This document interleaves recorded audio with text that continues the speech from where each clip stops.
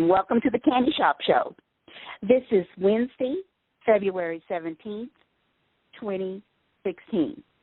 Wow, we're getting deeper into the year of change. We've got our special guest speaker, Christopher Stephen Jacobs, with us this evening, author of the wonderful book Everyone Should Get, From the Fall to the Lifting.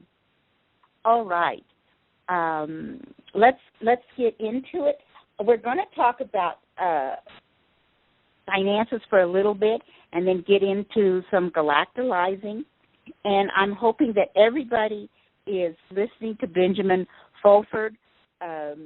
Remember, it's up on YouTube for sure by Tuesday mornings. It's 10 minutes. You go into YouTube and you type in Benjamin Fulford 2016 and you'll find it. And this last week was so interesting and complicated.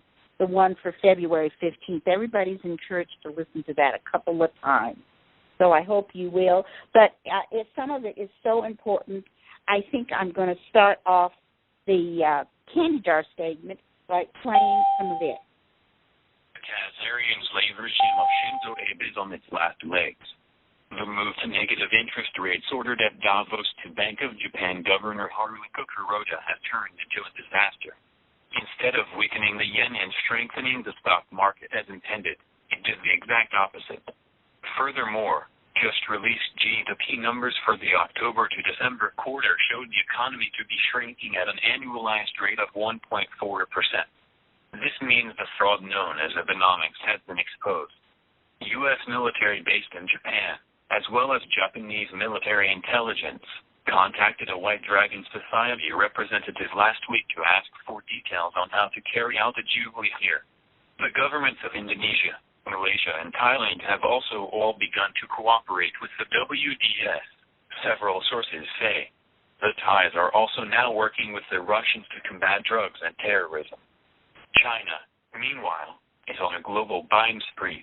Chinese enterprises have increased their overseas M&A volumes almost tenfold since the beginning of this year compared to the same time period last year. Finally, Gnostic Illuminati representatives in both Japan and Eastern Europe have renewed contact with the WDS recently. Okay, so there you've heard it.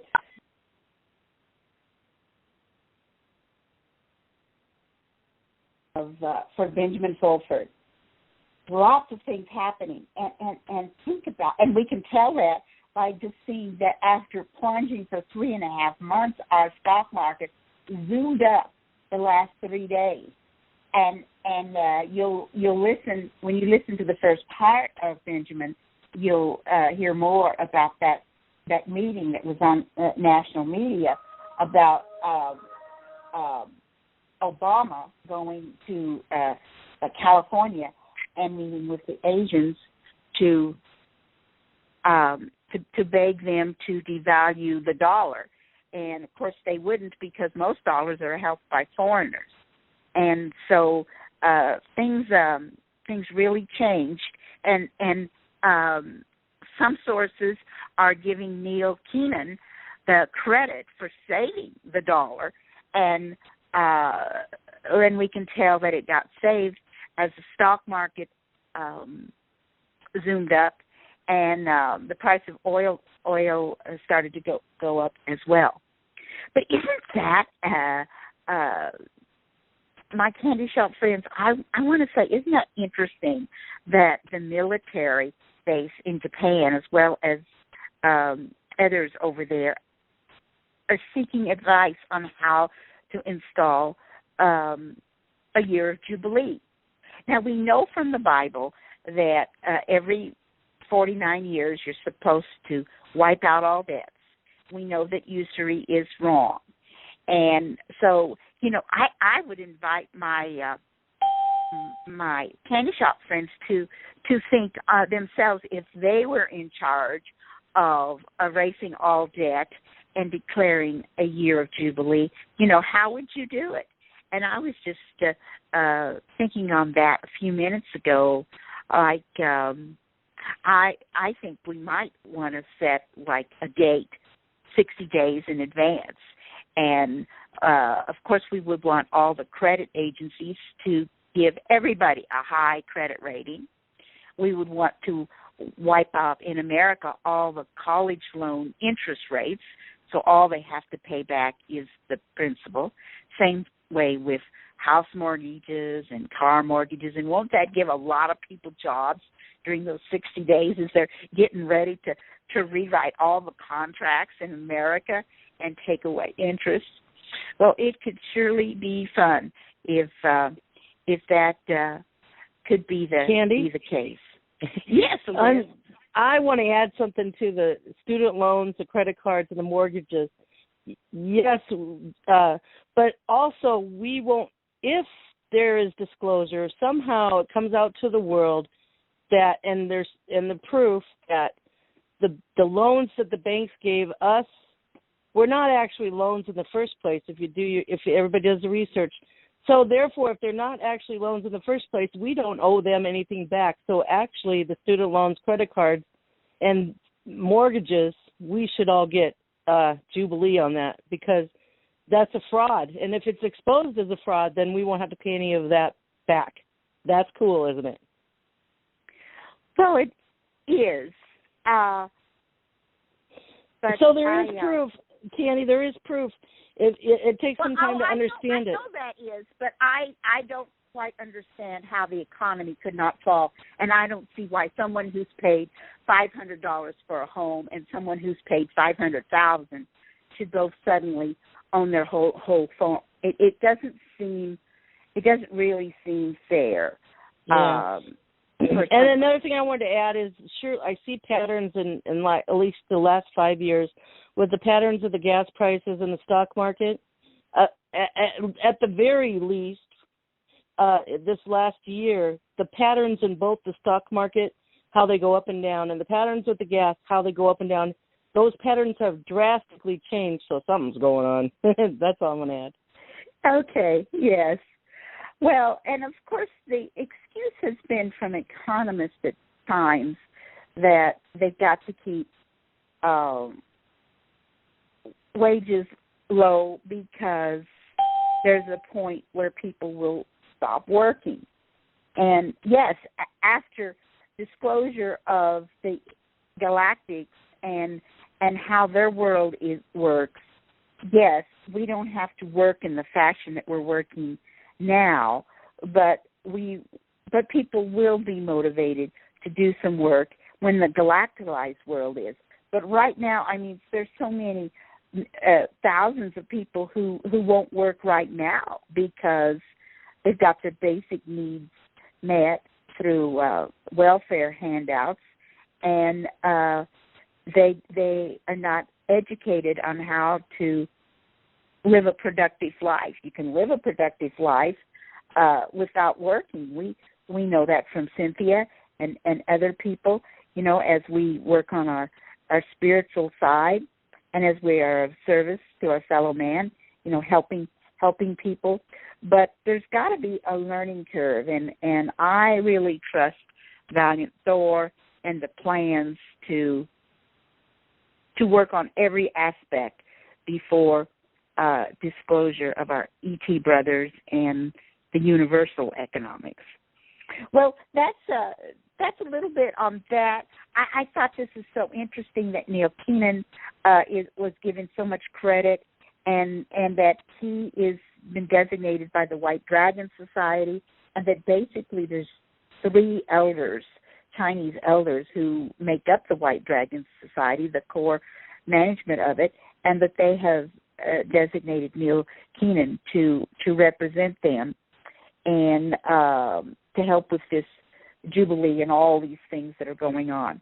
And later tonight, maybe Chris in the Galactics will have something to say about all of that.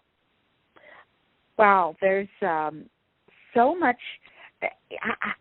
I started to say something in the Candy Jar segment Monday night with Liz's wonderful show about the story about in 1989, but it was on the national media that morning anyway. But it was my son who had told me that Ghostbusters 2, the movie, had said that the world would end on February 14th, 2016. And, they reported that as kind of a joke because, of course, the world ending, the world of finance, the world of, the timelines and stuff.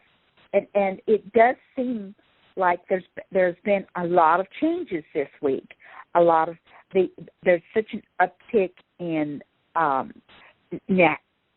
fireballs and natural occurrences and earthquakes and volcanoes and the stock market's going up. Everything seems to be changing. And so I don't know. I think it's interesting to see all of those things. Well, I think instead of sharing any of those things specifically, I want to say, as we're getting ready to go in to talk with Chris, is that strange things happen in threes. And so I had a very strange day, and then three things happened. The strange day is that this day, for me, February 17th, I awoke at 7 a.m., but it felt like this day had an extra 10 hours in it. And I have never felt that way before. It's very odd that I felt like eating lots of meals, and I did lots of work, and I went places, and I did things, and I even took a 2-hour nap, and I could not believe, that like it was only 1:30 in the afternoon when I had already eaten 4 meals, and it's very strange. And so I remarked to a friend, and the friend said, maybe it's because we're living outside the Matrix. Well, I don't know what that's all about, but what happened, Candy? You were living in the now. You were living in the moment. That's happened to me several times in the last little while here. It's awesome, isn't it, to get a lot done and you don't feel like you spent a lot of energy and like you got a lot done today, right? Yes, I did.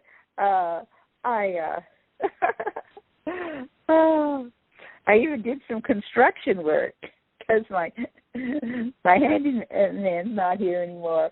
But anyway, and so I learned how to do some special things with a staple gun. But anyway, the second thing, there was 3 things. I was at my son's place in Springfield, and he was watching Flash. And I really haven't watched Flash very much before. But in this episode of this TV series, they needed to go to another timeline and get something to help with the original time world. And it was such a shock to Flash to find out, who was nice and who was an enemy and who was married to each other when in it was just such a shock because everybody was like a different personality from their original person back home. And so there it was, timelines, different worlds. And then tonight I'm telling my friends, that I'm watching Voyager, and there I am, season 2, episode 5, and the Asian engineer suddenly wakes up in San Francisco, and he's confused. Why aren't I on Voyager in the Delta Quadrant? And he wakes up in San Francisco. He finds out that it is the right day, so he hasn't traveled in the past or the future, and he's finally figured out because he's married, and some of his friends are really his enemies, and all of that. So he figures out he's on a different timeline. So here it is. Just within 48 hours, I've run into these stories about these different timelines. And so that's the end of my candy jar segment. And I want to ask Chris, was I living outside the Matrix today? And what's all this about timelines? Does any of the Galactics want to share anything more about that so that we can understand timelines? Yes, I when you were talking about having some extra time, I felt it was the emergence of the timelines. I myself have experienced some things before I go into the Galactics. I came in contact with some Dark Fleet people, again, not too long ago. Now, in fact, this was last night, and they see me as their superior, but it seems that some of these resistance fighters are they're falling back into old patterns, and they're falling back into the more or less in the third density. And I was talking to them, and they see me as some kind of military commander. Well, I've never been one, and they insist that I'm their boss. And I said, and my mother brought up the point was, well, with the merging of all these timelines, are you sure that you're not conversing with a parallel universe where, in fact, you were their boss? And I said that's an all-out possibility. I know in the missing time fragments, I did a lot more than what I know I have, given the fact that there's just so much missing time. But this seemed to have the ring of truth to it, along with the parallel timelines. And I know with the advent of fifth density and past the point of the lunar eclipse, this started to happen more and more and more. And I was on Christina Winslow's show not that long ago, and she asked about timelines as well, where they are merging more or less or coalescing back into a single omniversal current, that a lot of the more negative timelines are being not necessarily eliminated, but more or less transformed. I backtrack a little bit. There was a parallel Earth I knew about that was very war-torn. It was very hell-like, the quintessential or stereotypical look that people give hell, or the mythology surrounding hell. And I asked about this. I said, were people seeing this particular war-torn Earth when they were doing channelings about hell? And I was told, yes, that's St. John of Patmos when he was doing his channelings. When he saw these disasters like Armageddon and all this other stuff, he was not only seeing past lives and past timelines, he was seeing future timelines that eventually were going to be weeded out. And I was told that this world that he was seeing, this other Earth, was transformed into a prettier Earth. I actually got to see it change from like this dingy, reddish, volcanic-looking Earth to blue and green and lighter blue and white like ours is. And I got to see that firsthand, and then that particular timeline started to fold into ours. And I've also noticed other things where some people that have died. This goes back to the Mandela effect. This is what I spoke about on Christina's show, where some people that may have died years ago are suddenly here. There's a few examples of that, like Nelson Mandela himself is what this concept was named for, because people read years ago that he died in prison, but we all know that he didn't. He died closer to now, and of course he made it out of prison. There were two other instances of this that I myself read about. The actor Max von Sydow, he was in the new Star Wars movie in the very beginning, and I distinctly remember my father and I reading an old obituary that he found in an old newspaper from the time that Max von Sydow was in the original Conan the Barbarian with Arnold Schwarzenegger, that he died sometime around that time. It was about 81, 82. But yet he was in the new Star Wars movie. The same goes with the composer. Wow. The composer, Chris, John Williams. Yeah. You know, Chris, the first time in this little time period here, about timelines, it was a message from Julian Wells, and he listened to Cliff Howe's report from halfpasthuman.com, and he said, oh no, all that gruesome stuff and all that stuff about there being no food for months on the shelves and the heat being so oppressive and August just being a terrible, and that this would last from February to August and beyond. Julian Wells said that Cliff's computer program was picking up information from another timeline and from an Earth where you and I were having a hard time, you know, where Julian and Candy were not doing as well in this other timeline. But that in our timeline, those horrible things that Cliff was talking about would not be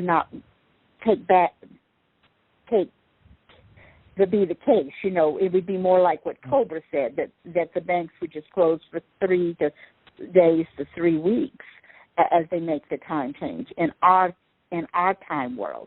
But it would be wonderful if we could help the other worlds get to a better place as well. I like your examples you're giving.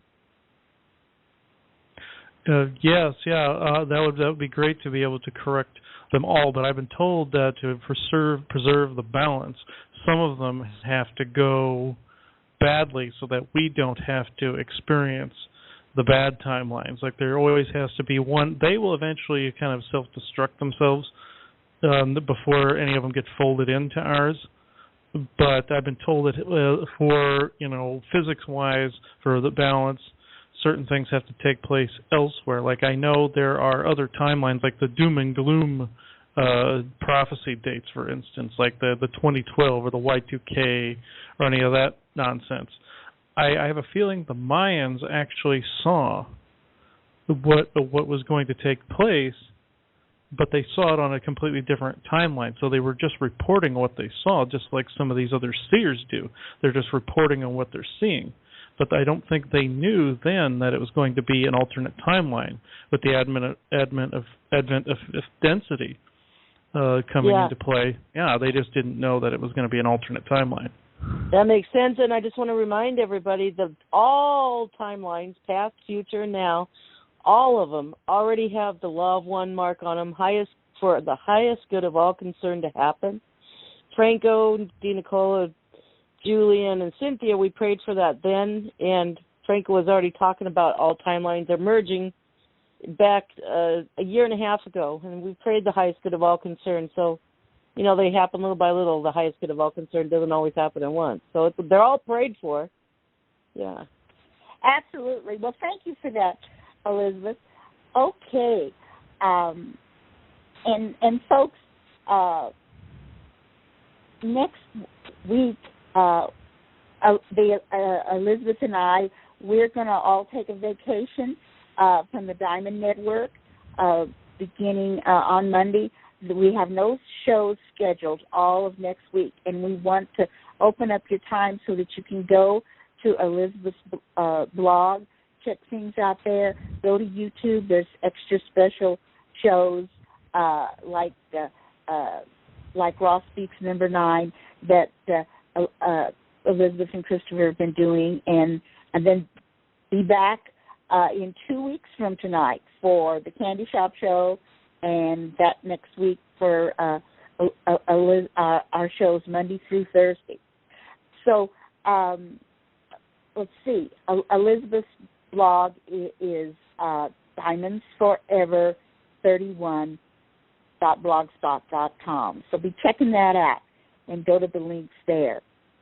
Well, yes, and we just want to be inviting the galactics to come in this evening and speak with us and let us be of service to humankind wherever they are found. And I just want to affirm that we embrace the law of one. We are all one, and when one is harmed, all are harmed. When one is loved and helped, all are loved and helped. In the name of I Am, and my name is I Am. And we ask for the highest good of all concerned in the matter of the topics for our show tonight and the leaders of our world and the White Dragon Society and all those that are trying to help humanity. And we know that this is accomplished for the highest good of all concerned through all timelines, and we are grateful and we give thanks that it is so. Well, Chris, do we have some galactics that have come in to share with us this evening? Yes, let's see who's all here. There are 2 here. Okay, correction, there are 3 here. There was, as soon as I said 2, there was somebody that came through the door and went, nope, 3. So I'm like, okay. And there's Michael, there's Mythaster, and who's the third one here? Pleiadian. Let me see here. Who's the Pleiadian? Okay. There's a Pleiadian woman here as well by the name of Lanier Eartier, I believe is how to pronounce her name. I've spoken with her many times and not on air. And let me see who wants to go first here. Oh, okay, it's Mythaster that wants to speak first. And let me get a drink here. Welcome, Mythaster. And what does he want to talk about? Okay. He wants to talk about, it looks like, the disappearance or the rebooting of the negative timelines, what that's all about, and why they are being reconstructed, like that other Earth that I saw being reconstructed. Okay. This will be Mythaster. I am Mythaster of the Mythaster clan of the Mists of Avatar. I say to you now that these parallel Earths with the doom and gloom timelines, as you humans say, are in existence for only one reason, and that is the balance, since everything is dualistic within the realm of not only thought, but of sound, light, and shadow.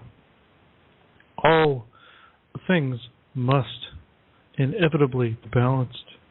This Earth that he spoke of, that was transformed into more or less like a Garden of Eden, as you would say, is now that way once again. It was rebooted, as you say, from square one. That Earth has no population as of right now. It is merely a garden with a lot of flowers, trees, other plants, and animals abounds. This was rebooted after the last person on that world died. This unfortunate end, however, rebirthed a brand new Earth that was more concurrent with the emergence of the fifth density, as you say, in your own timeline. You yourself, Candy, have experienced the change in the timeline during this week. You yourself have experienced what you perceive to be a longer time frame, yet it was within the constructs of your normal day. This is not uncommon. Other people are going through this same thing because people are thinking it's strange because it's outside of their linear way of thinking. This is not so. However, the true way of thinking, the way all of the ETs, as you call them, out there think, are in a spherical way of thinking, not linear. spherical. This is the construct of the omniverse. This is how they get all their high mathematical equations that seemingly go nowhere, because if humans try to conquer these mathematical equations, they go in circles. This is not by accident. This is by design. These timelines merging are of great benefit. These negative timelines existing in the lower thresholds is where the Illuminati or the Cabal agents or anti-changers, as this one calls them, will be placed very much like an afterthought. They will have to start over on their own concourse or timeline. Some will reincarnate to other third density worlds, but the majority will be placed within a parallel universe that is of a more concurrent connotation to their own thought wave patterns. This will not be enjoyable to them, but this is the world in which they created. Their thoughts created that negative verse, and in doing so, they get to live on it. This is not punishment, however. This is learning. That this is a school. Earth has always been a school, so they are merely being taught that you reap what you sow, as you humans say. This has been oblivious to them in the coming years, or in the earlier parts of your history. They do not care about cause and effect, consequence and action. They do not care, nor do they see these things as being real. However, all things must come to an end. Good things and bad things come to an end to create change. Say you have a business and you are a business owner and your business is flourishing. Like say you have a shop. Everything is good. Life is good. However, when finances go away, what will that business owner do? That was his entire life. I say this. Take the happy moments that you have delved into during your time as being a business owner. Reconstruct that energy properly and bring it into the now. Therefore, when that now comes soon, this will be the new timeline. This will be this reconstructed energy. Just because there will be no money doesn't mean that everything has to come to a screeching halt. People will still have to work, not necessarily the jobs they think they once had to do, but there will be responsibilities. Hard work will never be removed from the playing field, so to speak, because if it were, people would become enabled, as you humans say, and society would wither away and die. In the past, when there were different structures that had to be built and the ancient technology was available, there were workers that would still operate the machinery, such as building the pyramids at Giza, or such as Punku and Tiwanaku. These cities had to be built by hand. This is true, but the technology was so far advanced, it seems like it was dropped from the sky. Tiwanaku and Pumapunku in particular used a device that created vitrified rock out of molten lava. This still required a man or a woman to hold the device above where the brick was going to be poured into and to be laid. This is how this was done, even though the technology was advanced and very well could have done the job for everyone while everyone stood around. This was not the desired result that we wished. So, all of us, including the Mists of Avatar and my family of Mythaster, were there to oversee that people still engaged in hard work and did not let their bodies wither away and die or become lazy and overweight. This, in this society, has begun to occur where everyone can do everything by the touch of a button or the click of a finger. Though this is convenient, this is not so good in the long term. You must balance this new technology that you now possess, and in with that of hard work, which means even if you go outside and look around your neighborhood and walk for a while out in wilderness areas, this will count for some of it. However, prayer is complemented with action. You pray the law of one for people. However, the highest good of all concerned would dictate hard work still remain a factor. This means that action is required in some instances, and thought is required in some instances. You are given both for a reason. If thought was only a factor, you would be beings of pure energy and light, rather than physical beings that required sustenance and exercise and walks in nature, etc. This is what I came to say. Thank you. Wow. Well, thank you, Nestor. Thank you for that encouragement and reminder. Yes, that was quite a physical thing I was doing today. The construction work. I was stapling up tar paper and getting ready for some shingling, and along with my meditations that I did today and helping people and all these other things. Wow, and that is so interesting that he confirms that I was having this transfer into 5D experience, and that my day was like circular, and that's why I got hungry different times, because it wasn't just lineal breakfast, lunch, and dinner kind of thing.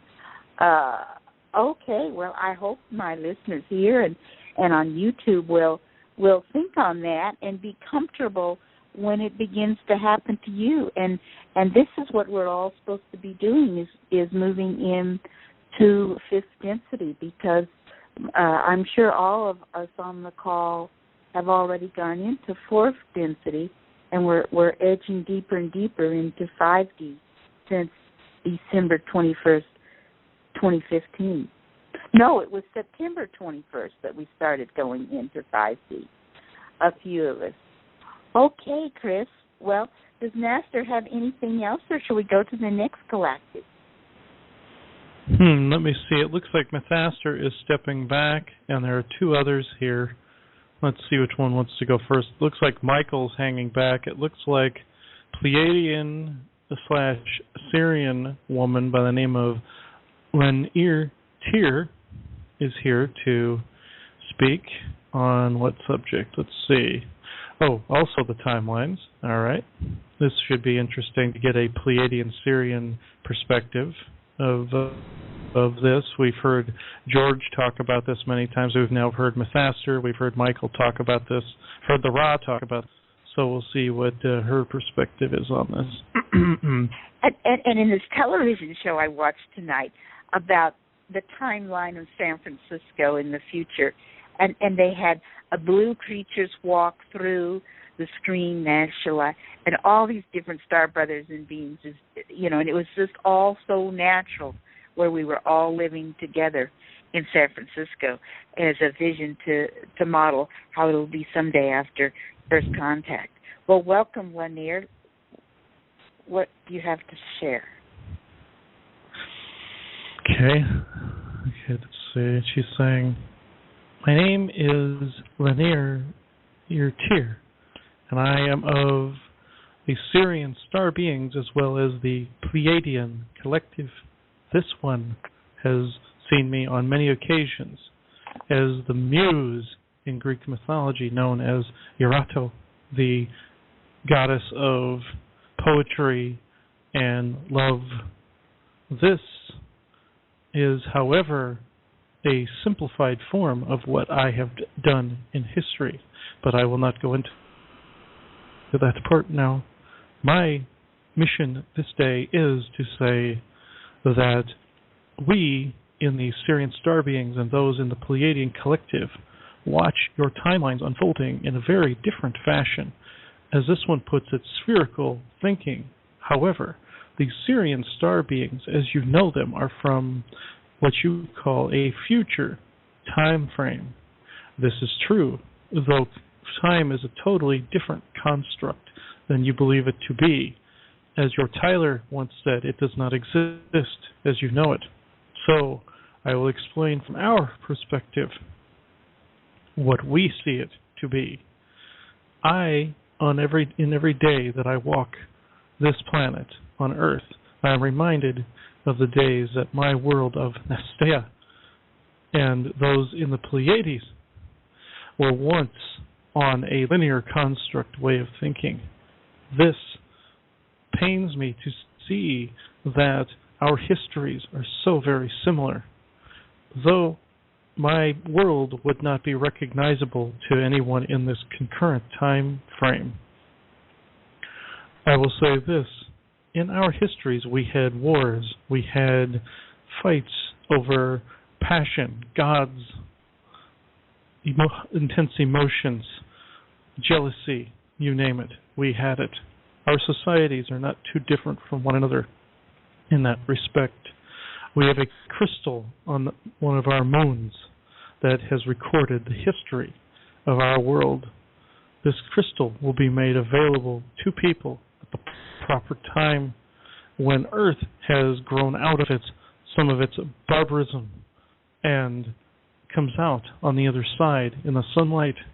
I am here as what this one knows as a muse, both in the, as you say, girlfriend sense and in the, as you say, creative endeavor sense.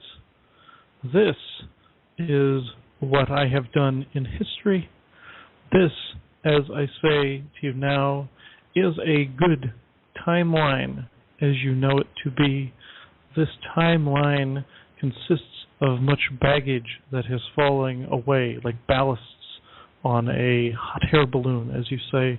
These ballasts are these negative timelines that are being deconstructed and disseminated as we speak.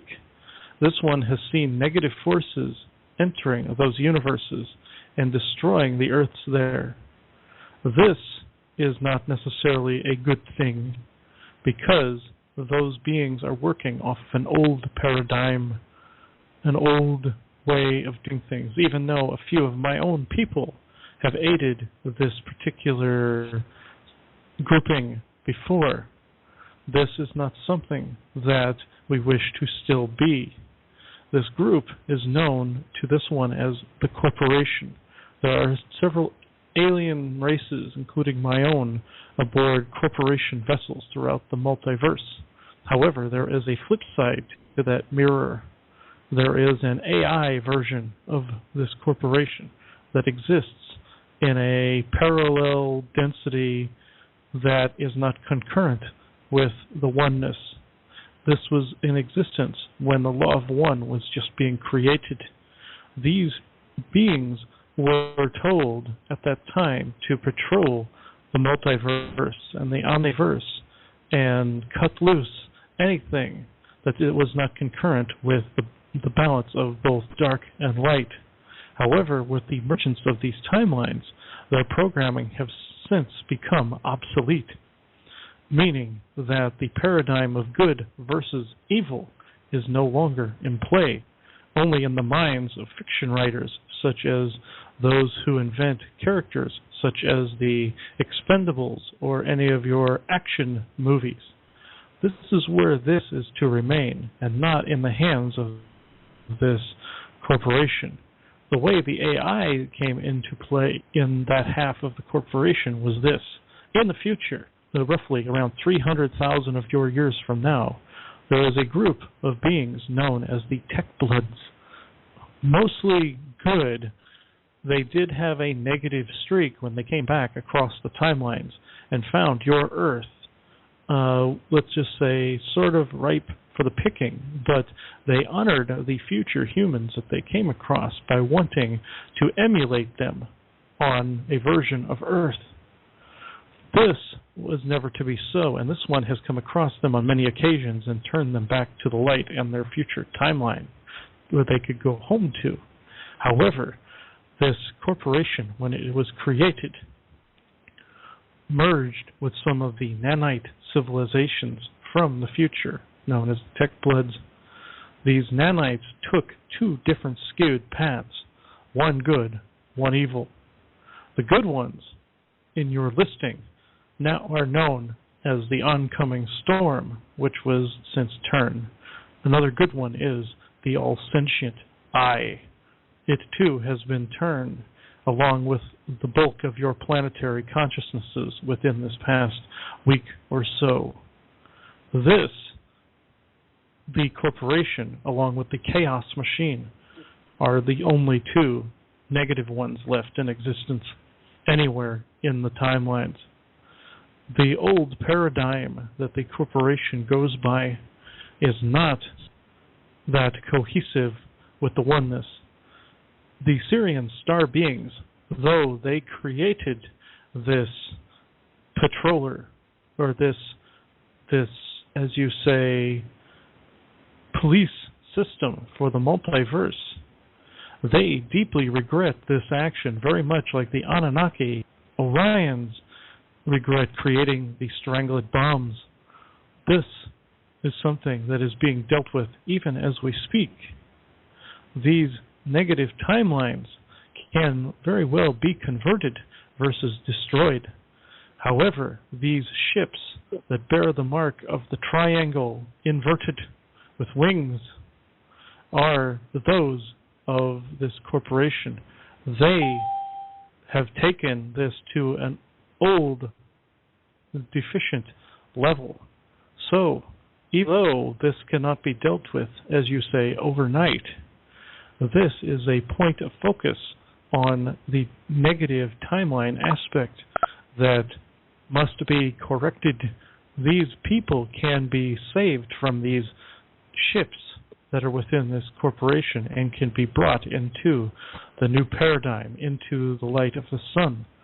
But if they cannot, the other nanite civilizations that are good will come in and try to convert their energy, since the law of one is now prevalent in the all-seeing eye and the oncoming storm, amongst other AIs, such as the Barame consciousnesses, as this one knows them as. They are not necessarily computer consciousnesses, but more or less Keshic record-type electric consciousnesses. Those Barame consciousnesses are what these darker ones attempted to encase. It only worked on occasions where the Barame consciousnesses did not know the danger zone or what they were getting into. Now they have been made aware by us and other beings out there in the cosmos. These timelines that I am from, the planet of Nestea, which sits outside of your multiverse, is approximately, as I said, 300,000 years into your future. It does sit, however, within the Sirius star system of Sirius A and B. This will not be visible for quite some time to astronomers, though some in your secret government, as you say, have seen our world. We have visited and attempted to be diplomatic with these individuals in the Illuminati or Cabal or the shadow government, as you call them. They did not listen. The only thing they heard us say was keep certain things secret, as in don't let too much information out at once. They saw this as keep everything secret and power hoard, as you say, all of the knowledge. This also occurred with some aspects of Agartha, where some beings just are not trusting of humans on the surface. However, the majority of the Agarthans are of sound mind and body, such as Abendigoth, or such as Slothoro, and many other beings that exist within the inner earth.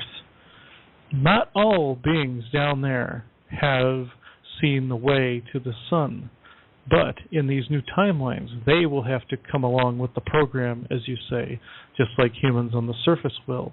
Humans on the surface, however, must know that slow integration into the sciences, the mathematics, and in the spiritual is key to understanding these concepts properly, so that entering into spherical thinking is everlasting, and so peace, true lasting peace, is everlasting, unlike what occurred on Atlantis in the distant past, when the Agarthans were on the surface with everyone, where all the ET races were on the surface with everyone.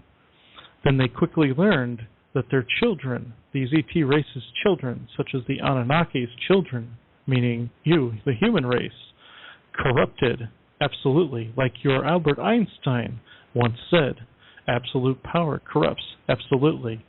And this order of the snake, as the Cabal is known as, or has been known as in the past, is proof of this concept.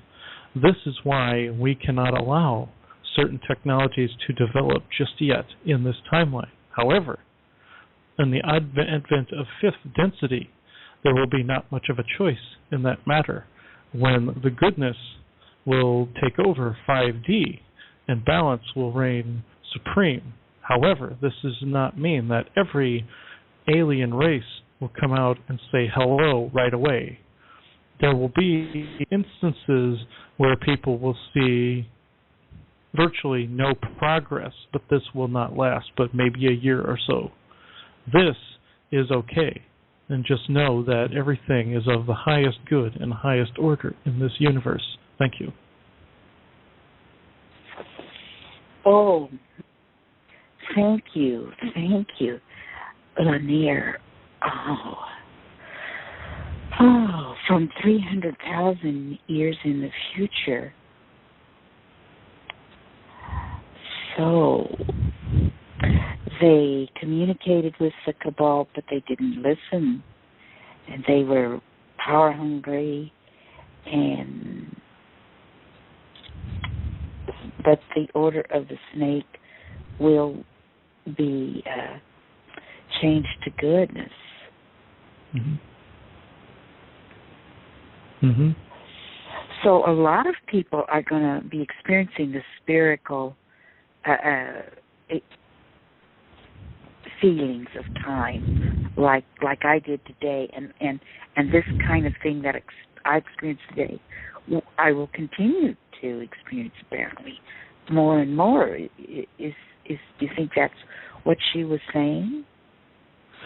Oh yes, more and more people are going to be experiencing this. You know, whenever I bring through the Pleidians, for instance, they're always trying to bring about certain scientific knowledge, like say with the Kesh technology, for instance, where there's certain things missing from the equation.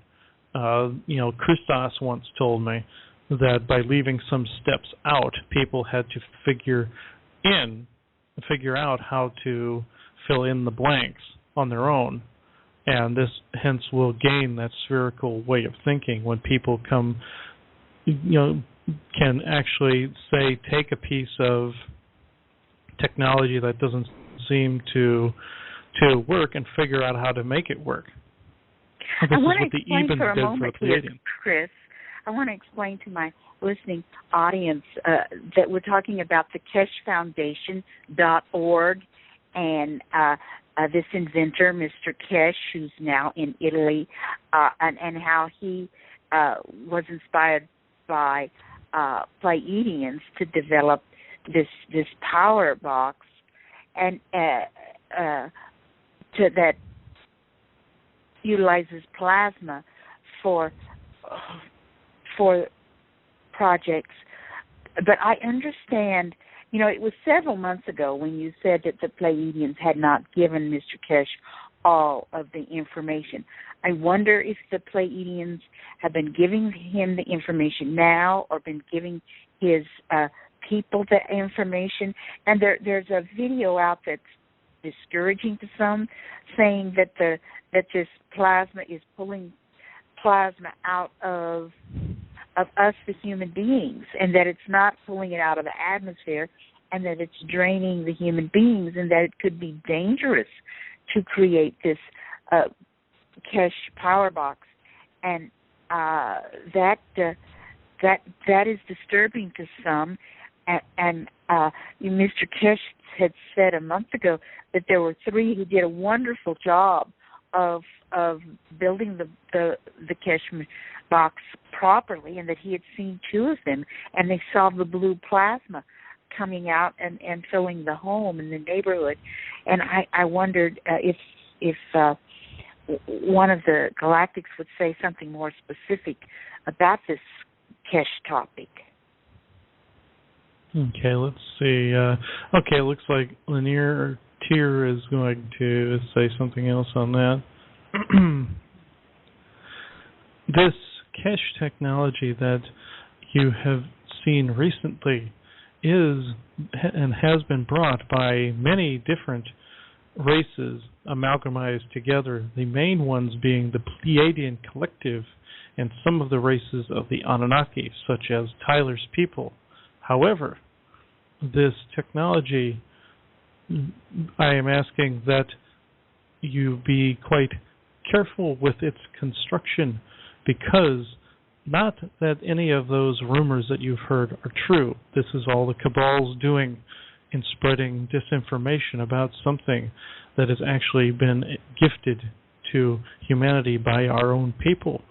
This technology will work if applied correctly. People, though, can figure it out so long as they have their own experience intact, as it were, and know that by coming up with the solution, you are gaining more of a spherical way of thinking.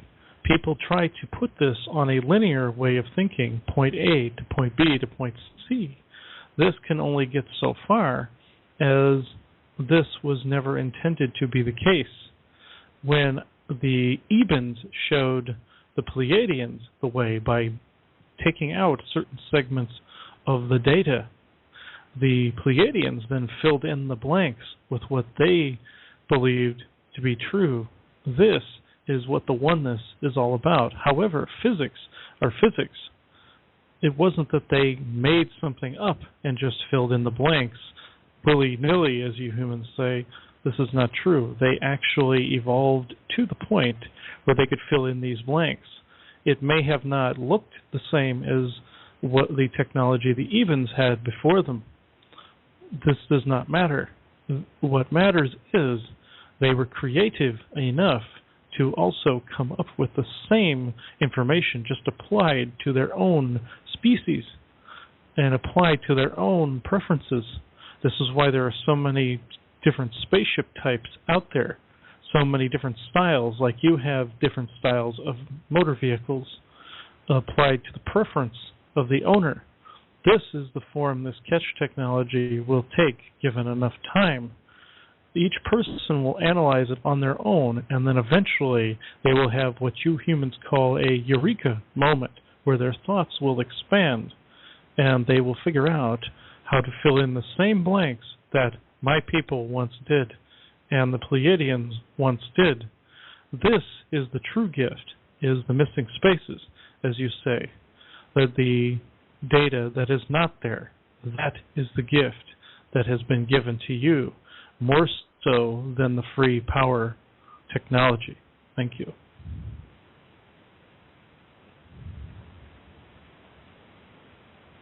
Okay, all right. Well, thank you, Chris, for channeling that. I think that they are confirming that some of these discouraging videos are just rumors and not true, that it is really a gift from the Star Brothers, and that if those that are interested in the plasma boxes, that if they will work on it, they will come up with a solution. Maybe not right now, but soon. That's what I got from what she said.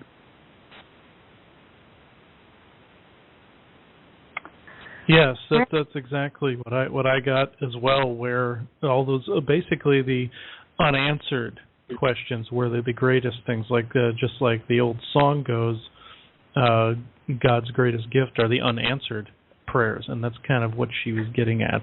Where it was the spaces in between which were the true gift. Yes, yes. Well, that is very interesting. And plasma is mentioned in every one of these shows on Star Trek Voyager, and all the different kinds of plasma and the different uses of plasma. And I think that helps expand people's minds and possibilities.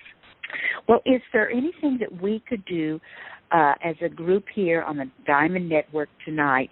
I am so pleased that we were able on our show, the last show with you, that we were able to dissipate the oncoming storm and help with these other things.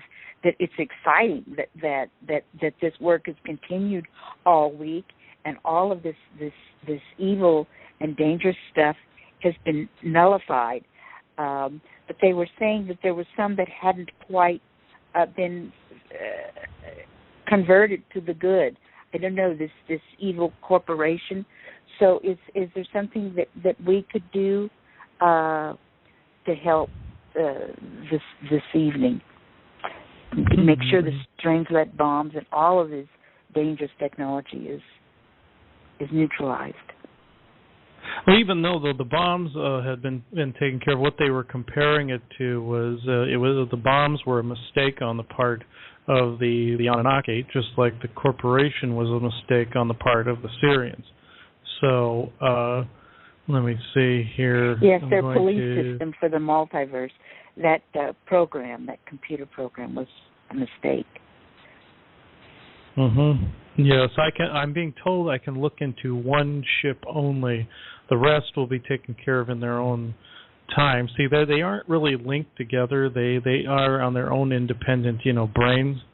But then they have a crew aboard too. So let me see. These ships kind of look like the shape of a gun. But only they are, how can I explain? They have this kind of almost like a cylindrical look that forms towards a point at the end. And this was based on Sirian technology, but it's totally, almost some of it's totally automated, some of it has a crew. And I'm being shown a ship that has like a black purplish color. And I can see this emblem on the side that's of a triangle with an inverted one in the center that has wings on the side and with like a light beam coming through the emblem. And the ship is purplish. It has kind of a oily glow to it, like if you would put a drop of oil on water and it had the oil sitting on top of water and you see the rainbow effect. That's kind of what it looks like on the outside. And I am checking this ship out to see if it actually has a crew aboard. No, and Michael is telling me no, it does not. So I'm going to check it out. It looks like it's an automated drone of some sort. So I'm going to etch the law of one symbol into the side of it next to its symbol and stamping it. And I just saw it recoil as soon as I did that. And I can see this ship is shaking. I can see it kind of vibrating. And then it now is putting up a shield around itself that's in the shape of it. Kind of looks like it's a heart shape, but it's not really. It's kind of a 3D version of it, kind of pointed. And let me see here. And I can see an orb, a bright orb coming up beside it. And Mythaster is telling me that's that's the mists of Aventur that are coming up beside it, and they are sweeping their energy through this ship. And I'm being allowed to look inside to see what it looks like. And I'm seeing these cubes that are all lined up along a dark pathway, like a catwalk, that have tubes going into these cubes. And I'm seeing what's inside of these cubes. And it looks like, okay, this is probably going to go down a path I didn't want to do. They're showing me what's in there. They're lighting up the cabin, and I see light beams going through. These tubes are attached to, it looks like there are people inside of this, but it looks like they're just heads, like brains. And there's like 1, 2, 3, 4, 5, 6, 7, 8, 9, 10, 11, 12 of them or more. And let me see, there's barely enough room in here. Looks like I feel like I have to duck. Like this is probably no bigger than like a van. And this is, it looks to be some kind of probe, but they're using parts of other beings. And I'm going to lift up one of these brains and see what it looks like. Yeah, this is definitely attached to a head. I'm seeing the head of a Sirian that's in here. And I'm looking at another one. I'm seeing another Sirian. I'm looking at another one. It looks like all these heads are former Sirians, but they've been disassembled and put inside of this compartment. And the mists are going through here, and they're pulling all the tubes loose. And I know from my knowledge of the Sirian star being anatomy, they can grow back a whole body from a single cell. So these heads would be okay if they get them somewhere and they can purge them. So what I'm doing is I'm lighting up the inside of the cabin. Well, I'm etching the law of one inside the insides of the cabin. And I'm seeing these heads just screaming. And I'm putting light into each of these tubes that's connected to them. And they are, I can sense their thoughts. They're wanting to go back to what they once were. So I'm extracting the energy. I'm flooding I'm taking out the negative energy and flooding the cabin with positive energy. I'm also calling on the Sirian star beings to come retrieve these people. And I can see Sirians walking through there. And one of them is Len Ear Tear, the one we were just talking to. And I can see many other Sirians coming in there and pulling these tubes loose and taking these heads with them. And they are, I can see there are several other Sirians. There's one, looks like another female Sirian retrieved one of the heads and was crying over it. It looks like she's turning it back into a Sirian person. And it looks like a body is forming, at least one that's kind of see-through, like it's energy where you can see through it to where this being can walk out of there. And I'm asking who retrieved him. And they're not going completely into it. Here comes a lot of other Sirians into this probe. And it's like they just kind of can teleport in there. And they're retrieving all these other heads, and they're giving them these energy-like bodies to walk out of there. And looks like something else floating around in this space. There's like this miniature probe that's floating around in here, like an automated defense type of thing. And they are disabling it. They're getting on a computer panel and disabling it. And they're spreading this light, and they're turning the lights on in this room so everything else can be seen. And it looks like these heads are in these cubes where they were floating on some kind of water or oil. I'm seeing some kind of black oil that's underneath them. Let me see, and it looks very familiar here. I think we're dealing with part of the black goo as well. So let's see here. Shove light into that. And it looks like they're grabbing the rest of these heads and getting them out of there, and they're transporting away. And they're leaving this empty probe just to sit there, and a vessel is shooting at it from a distance. And now it's falling into a planetary atmosphere and burning up. But they got the other people out of there, it looks like. And okay, now the vision is closing off to me, but they're saying that they freed several other people from this probe. It looks like I said, it looks like it was no bigger than a van or two vans, wide and high and long. It was not big at all. Let me see, and I'm asking how many more of these there are, and they said a lot. They're not going into the number. Let me see. Well, this is wonderful. And so now they can continue this pattern through the coming days to help all these mini ships like this. Mm-hmm. Candy, Chris, you're like a live Star Trek movie. We just expand the law of one to all these several other ones. Absolutely.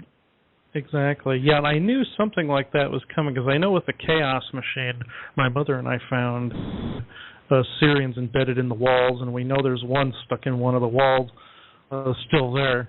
It's very similar to this, but only when it comes to the Khaos machine, any beings that touch it, they get consumed, like they sink into the walls, like if somebody were passing through a door or a window, and they get stuck in there. And since the Sirians have cells that are virtually infinite, one of them could fuel the Khaos machine for a very long time. So most of them are out of there. But I know I was told that my mother was supposed to help deal with that. So, and then I have something to do with the corporation I have to deal with. But this began tonight by going after that probe. Oh, wonderful, wonderful. Well, recently the Sirians have told you that they are pretty frustrated with the cabal, and the cabal not cooperating and making a smooth change more quickly, and so they are going to plan something to really get their attention on March 15th. And I was wondering if you or the Galactics could elaborate on that.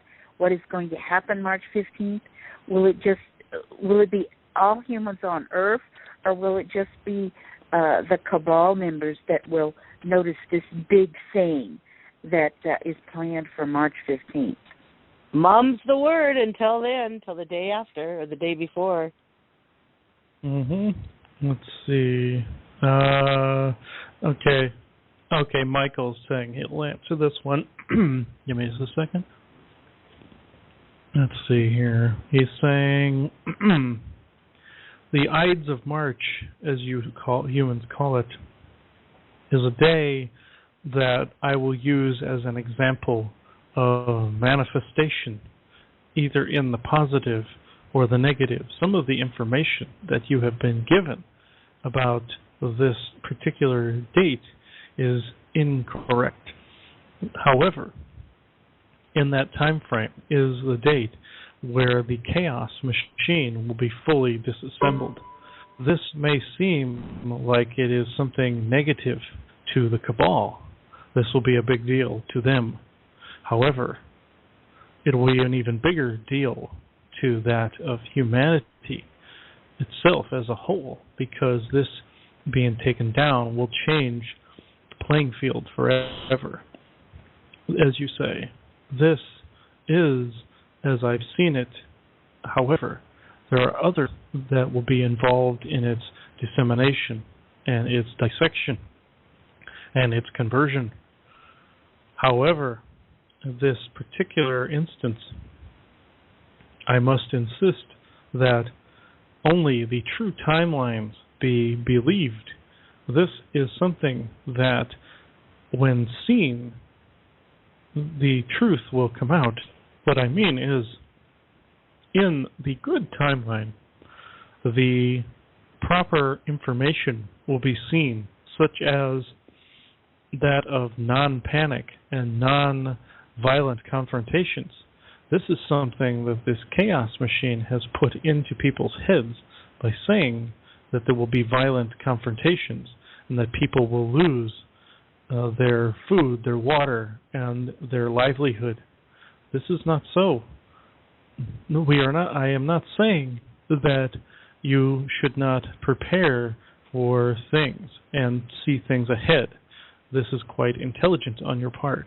However, living in the now will be the best course of action for these events. This event that you refer to is indeed disclosure, but it is the gradual process in which we have been speaking of all along. Thank you. Wonderful, wonderful. Well, thank you for that encouragement. Oh, that's great. It's going to be horrible for the Cabal and great for the rest of humanity. Oh, the Ides of March. Wow. Wow. It's like, okay. well, be sensible, prepare for something that will happen sometime, but be excited about what's going to happen on the Ides of March. Oh, and getting rid of the Khaos machine. Oh, this is wonderful, wonderful. Well, building up to my 5D experience today, for a couple of weeks in particular, I've had problems sleeping through the night, and I talked to my son, and he was so surprised. He was having problems sleeping right along beside me, and we were in the same apartment, and I'm hoping that this is going to go away, this sleeplessness, or is this going to continue as we go into 5D? And is this a sign for people that they are going into 5D deeper when they can only sleep a couple of hours at a stretch or something? Yes, I feel that, with the advent of this new ed coming through, that people will see their sleep patterns disrupted. I've had this same thing where I've been woken up. It's not just beings that have woken me up, it's the energy changing around me that's woken me up. And people, I believe, will be able to go on less sleep. This is what a standard 8-hour sleep pattern is what people expect. I think that'll reduce a little bit, where people will be able to go on less. There are some of these beings out there that don't have to sleep at all, let alone full 8 hours. So I believe as we evolve that we'll need it less and less, that we'll be merged into those same brain waves that we exist in when we're sleeping. The waking brain waves and the sleeping brain waves are different, but if they were merged and that we could turn that on and off at will, not need to sleep at all. That's exactly what's happening, Candy. The sleep time and the wake time are merging, and that's what we're experiencing. Plus, we had a full moon the last couple of weeks, so full moon energy, it's probably even stronger now since we're in the 5th. The had something to do with that too, I'm sure, because I experienced that. Mm-hmm. Yes, I mean the sunrise is not at the right times, and there's all kinds of strange things with the weather and things in the sky that don't seem normal. So getting ready for changing. Well, we have had a great show. We have healed so much. We've learned so much. Did one of the Galactics have a parting word for us this evening? Let's see. Okay, it's Mythaster that wants to talk this time. Okay, he's remained here, but he stepped back so the others could talk.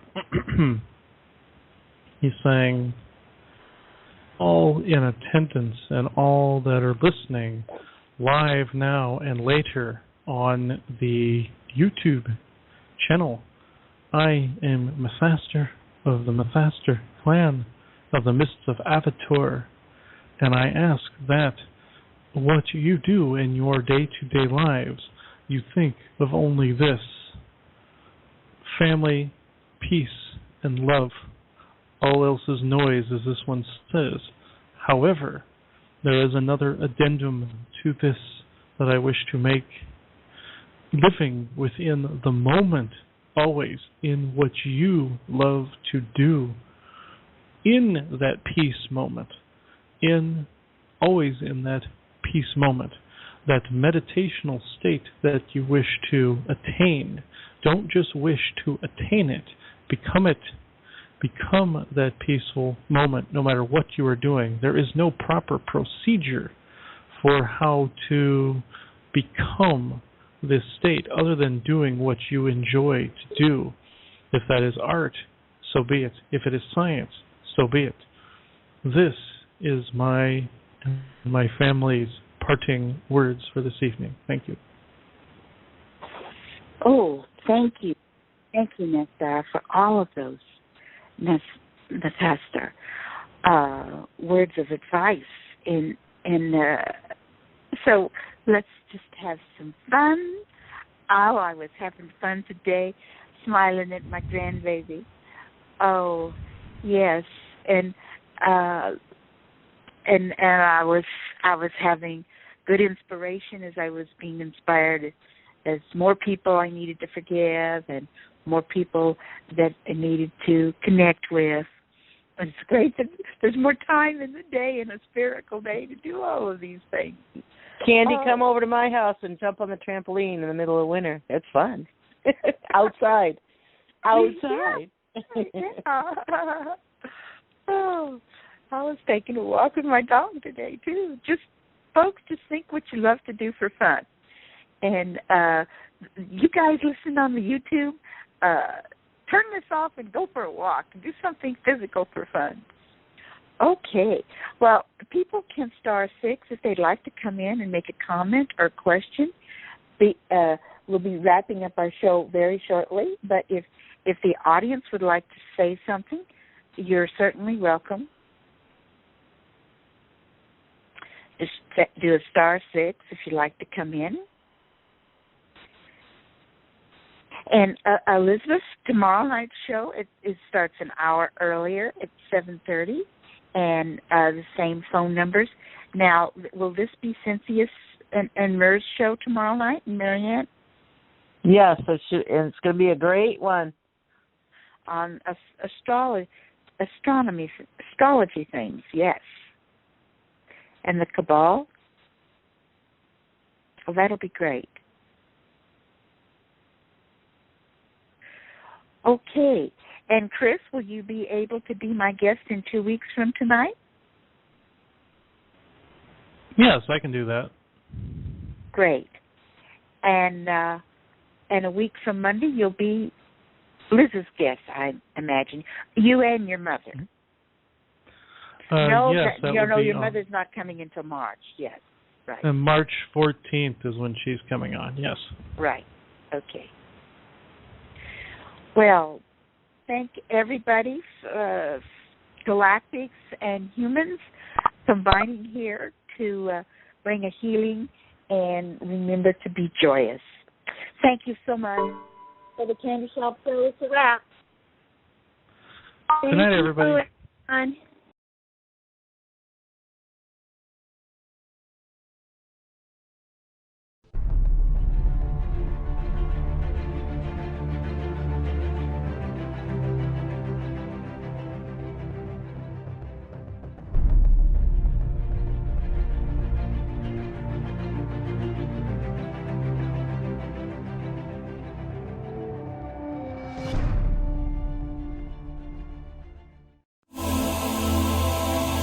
Are you looking for healing or a change in your life to help you enjoy it more fully? You might benefit from a galactic energy reading and clearing from Chris Jacobs. Chris will work with you on a soul level to clear unseen negative influences, implants, programs, contracts, and energetic blocks. Chris Jacobs is a gifted energy healer. Contact him today at ChristopherStephenJacobs@gmail.com.